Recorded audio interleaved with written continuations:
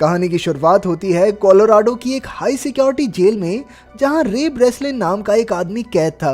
एक दिन एक कैदी ने उसे जैक्स नाम के एक दूसरे कैदी से बचकर रहने को कहा, क्योंकि जैक्स रे पर हमला करने का प्लान बना रहा था।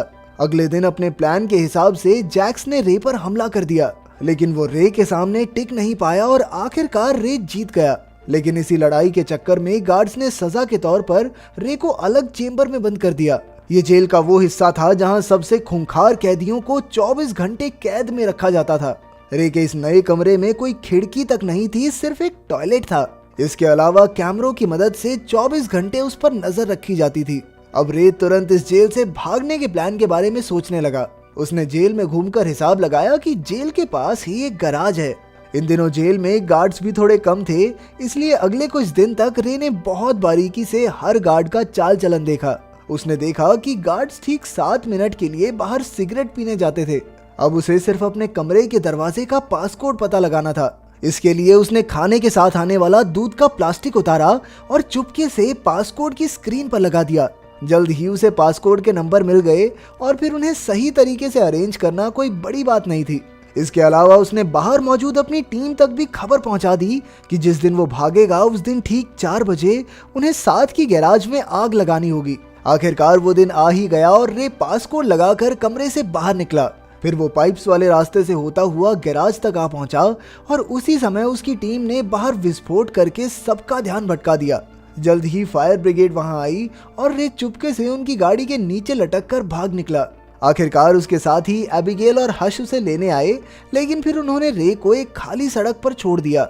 जल्द ही पुलिस ने उसे पकड़ लिया, पर तभी लेस्टर नाम का एक आदमी वहां आया और उसने पुलिस से रे को छोड़ने को कहा।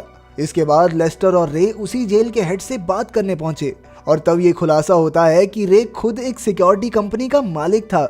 ये कंपनी दुनिया भर की जेलों की सिक्योरिटी की जांच करती थी। रे कोई अपराधी नहीं था, बल्कि वो तो खुद एक कैदी बनकर सिक्योरिटी की जांच करने जाता था ताकि जेल के हेड उसमें और सुधार कर सकें। वो इतनी जेलों से भाग चुका था कि अब लोग कहने लगे थे कि भाई ये बंदा तो किसी भी जेल से भाग सकता है। आखिरकार पूरे 5 महीने बाद वो अपने ऑफिस गया, जहां उसने दुनिया की सबसे आसान गेम खेलकर अपने दोस्तों को खुश किया। इसके बाद उसके पार्टनर लेस्टर ने उसे जेसिका नाम की एक लड़की से मिलवाया। वो चाहती थी कि रे दुनिया की सबसे खुफिया और कड़ी सिक्योरिटी वाली जेल की जांच करे, लेकिन उसकी ये शर्त थी कि रे और उसकी टीम को ये जेल कहाँ मौजूद है इस बारे में कोई जानकारी नहीं होगी। इस काम के लिए वो लाखों डॉलर्स देने को तैयार थी, लेकिन रे को ये सब कुछ ठीक सा नहीं लगा। पर लेस्टर के थोड़ा मनाने पर वो राजी हो गया। इसके बाद उन्होंने रे को एंथनी नाम के एक आतंकवादी की पहचान दी और फिर एबिगेल ने उसकी बाजू में एक ट्रैकर भी लगा दिया, लेकिन जल्द ही उसे किसी ने अगवा करके बेहोश कर दिया और उन लोगों ने बड़ी बेरहमी से उसकी बाजू में लगा वो ट्रैकर भी निकाल दिया। अब वो सीधा जेल में पहुंच गया ताकि उसे पता ना लग सके कि ये जेल कहाँ पर है। जब रे की आंख खुली तो उसने देखा कि वो एक कांच के डिब्बे में बंद था और उसके चारों ओर कई कैदी थे। इसके बाद रे की मुलाकात जेल के वार्डन हॉब्स से हुई, लेकिन रे को तो बताया गया था कि वार्डन का नाम मार्श होगा। वो समझ गया कि कुछ तो गड़बड़ जरूर है, इसलिए उसने वो खास कोड बोला जिससे वो इमरजेंसी में जेल से बाहर निकल सकता था। लेकिन हॉब्स ने उस पर कोई ध्यान ना देते हुए उसे जेल में भेज दिया। उधर एबिगेल और हश बाहर रे का पता लगाने की पूरी कोशिश कर रहे थे। वहीं जेल में रे ने देखा कि हर एक गार्ड ने एक जैसे कपड़े और मास्क पहने थे और उनका जब मन करता वो किसी को भी पीटने लग जाते। बाद में एमिल नाम का एक कैदी उसके पास आया और उसे बताया कि उसने कोई जुर्म नहीं किया, लेकिन फिर भी वो इस जेल में है क्योंकि कुछ लोग उससे उसके बॉस का पता निकलवाना चाहते हैं। तब रे को समझ आया कि यहाँ कोई असली अपराधी है ही नहीं, बल्कि यहाँ अमीर लोग अपने दुश्मनों को टॉर्चर करने के लिए भेजते हैं। अब उसे खूंखार कैदियों वाले इलाके में जाना था, इसलिए वो प्लान बनाकर एमिल से हाथापाई करने लगा। आखिरकार उन्हें खास कमरों में बंद कर दिया गया, जो अपने आप में किसी टॉर्चर से कम नहीं था। इस कमरे का तापमान इतना ज्यादा था जिसे कोई भी इंसान सहन नहीं कर सकता। वहाँ की तेज रोशनी से जल्द ही उन्हें चक्कर आने लगे और वार्डन कैमरे से ये सब देखकर मजे लेता रहा। फिर अगले दिन डॉक्टर कायरी रे को देखने आया। उसे रे पर थोड़ी दया आई, लेकिन जब रे ने उससे इस जेल का पता पूछा तो उसने कोई जवाब नहीं दिया। आखिरकार एमिल और रे को छोड़ दिया गया और रे ने बताया कि कमरे का फर्श एल्यूमिनियम की जगह स्टील से बना था। अब उसने एमिल से कोई मेटल की पत्ती लाने को कहा जिससे वो फर्श के नट बोल्ट खोल सके। इसके बाद एमिल को वार्डन ने बुलाकर एक बार फिर उसके बॉस मैनहम के बारे में पूछा, लेकिन उसने एक शब्द नहीं कहा। तो फिर गार्ड ने जबरदस्ती उसके मुंह में पानी की पाइप ठूसकर उस पर बहुत जुल्म किए। पर इस दौरान एमिल मेटल का एक टुकड़ा चुराने में कामयाब रहा। बाद में उसने रे से उसके प्लान के बारे में पूछा तो रे ने कहा कि उसके हिसाब से ये जगह जमीन के नीचे बनी है। अगर वो बोल्ट खोलकर यहाँ से बाहर निकल भी गए तो उन्हें ऊपर की ओर रास्ता बनाकर जमीन तक पहुंचना होगा। ये सब सुनकर एमिल को विश्वास हो गया कि कुछ तो पता है इस आदमी को, यही निकालेगा मुझे बाहर। अब वो प्लान के मुताबिक फिर से लड़ाई करके उन कमरों तक पहुंच गए। वहां रे ने कैमरा से छिपकर नट खोलने शुरू किए और काम होते ही एमिल को इशारा कर दिया ताकि वो गार्ड्स का ध्यान भटकाए। तभी एमिल चिल्लाने लगा और सब उसकी ओर देखने लगे। इतने में रे ने कागज से अपना कैमरा ढक दिया। इसके बाद वो फ्लोर से नीचे उतर गया, लेकिन तभी उससे गलती से एक पाइप टूट गई जिससे हर जगह पानी भर गया। आखिरकार जब वो ऊपर पहुंचा तो उसने देखा कि ये जेल जमीन पर नहीं बल्कि समुद्र के बीचों बीच पानी के एक विशालकाय जहाज में थी। इधर अंदर का पानी चारों ओर फैलने लगा था और तब रे तुरंत अपने कमरे में वापस लौट आया। उधर एबिगेल और हश ने लेस्टर से रे के बारे में बात की। असल में इस काम के लिए रे को जो चेक मिला था वो बाउंस हो गया, और तो और जेसिका का भी कोई अता पता नहीं था। इसीलिए उन्होंने लेस्टर को रे को ढूंढने को कहा, लेकिन लेस्टर तो कहने लगा कि रे को अपना काम करने दो। उनके जाने के बाद लेस्टर ने जेल के वार्डन को फोन किया और रे को पूरी उम्र वहीं रखने को कहा। तब ये खुलासा होता है कि लेस्टर अकेला ही इस कंपनी का मालिक बनना चाहता था, इसीलिए उसने ये नकली डील करके रे को हमेशा के लिए जेल भेज दिया। लेकिन एबिगेल और हश ने हार नहीं मानी। हश को टूम नाम की एक गैर कानूनी जेल के बारे में पता चला जिसमें लोग अपने दुश्मनों को रखते थे, लेकिन ये है कहां पर ये किसी को नहीं पता था। उधर जेल में रे और एमिल को पता लगाना था कि वो दुनिया के किस हिस्से में मौजूद हैं। इसके लिए रे ने डॉक्टर कायरी से मदद मांगी, लेकिन डॉक्टर ने उसकी कोई मदद नहीं की। खैर फिर रे ने गत्ता चुराया और जुगाड़ करके उससे सेक्सटेंट नाम का एक डिवाइस बनाया जिससे शिप की लोकेशन के पॉइंट्स पता किए जा सकते थे। पर इसके लिए उसे शिप के ऊपरी हिस्से में जाना होगा, इसलिए उसने जावेद नाम के कैदी से मदद मांगी।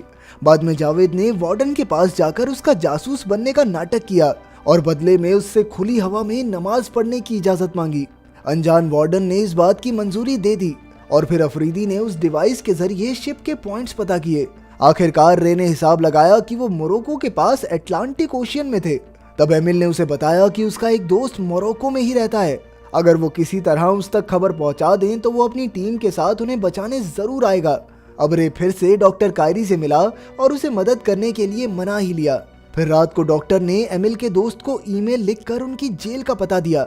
आखिरकार भागने का दिन आ गया और जावेद ने वार्डन को झूठी खबर देकर कहा कि ब्लॉक ए में लड़ाई होने वाली है। ये सुनकर वार्डन ने तुरंत सारे गार्ड्स को ब्लॉक ए में भेज दिया और खास कमरों पर सिर्फ 2 गार्ड्स रह गए। रे ने मौका देखकर वहां लड़ाई शुरू कर दी और जल्द ही सब एक दूसरे को पीटने लगे। तभी रे, एमिल और जावेद शिप के ऊपरी हिस्से की ओर भागे, पर वार्डन ने तुरंत पूरी शिप में लॉकडाउन लगा दिया। हुआ ये कि उन तीनों के ऊपर पहुंचने से पहले ही सभी दरवाजे लॉक हो गए और मजबूरन उन्हें वापस लौटना पड़ा। उसी वक्त एमिल का दोस्त अपने आदमियों के साथ हेलीकॉप्टर में वहां तक पहुंचा, लेकिन शिप में गार्ड्स और कैदियों के बीच धुआंधार गोलीबारी चल रही थी। इसी दौरान जावेद के पेट में गोली लग गई।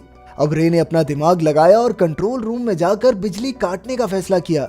इस तरह वो ऊपर का दरवाजा फिर से खोल सकते थे। उसने एमिल को जावेद का ध्यान रखने को कहा और खुद आगे चला गया। तभी जावेद ने एमिल को भी आगे जाने को कहा, क्योंकि वो जानता था कि वो ज्यादा देर तक जिंदा नहीं रह पाएगा। मजबूरन एमिल को उसे छोड़कर भागना पड़ा और बाद में गार्ड्स ने जावेद को मार डाला। उसी वक्त रे शिप की बिजली काटने में कामयाब रहा और उधर एमिल भी भागकर छत तक आ गया। अब वो दौड़कर अपने दोस्त के हेलीकॉप्टर तक पहुंचा, लेकिन पीछे से जेल के गार्ड्स उन पर हमला करने लगे।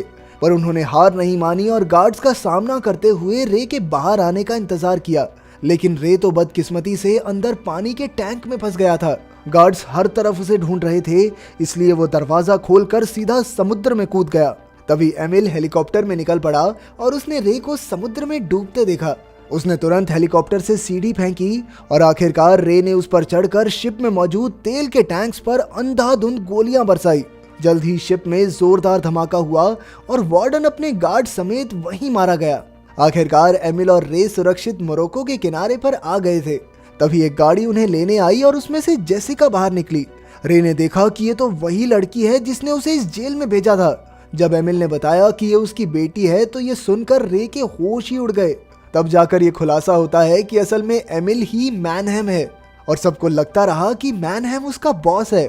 उसने अपनी असलियत छिपा कर रखी थी ताकि उसके दुश्मन उसे मार ना डालें।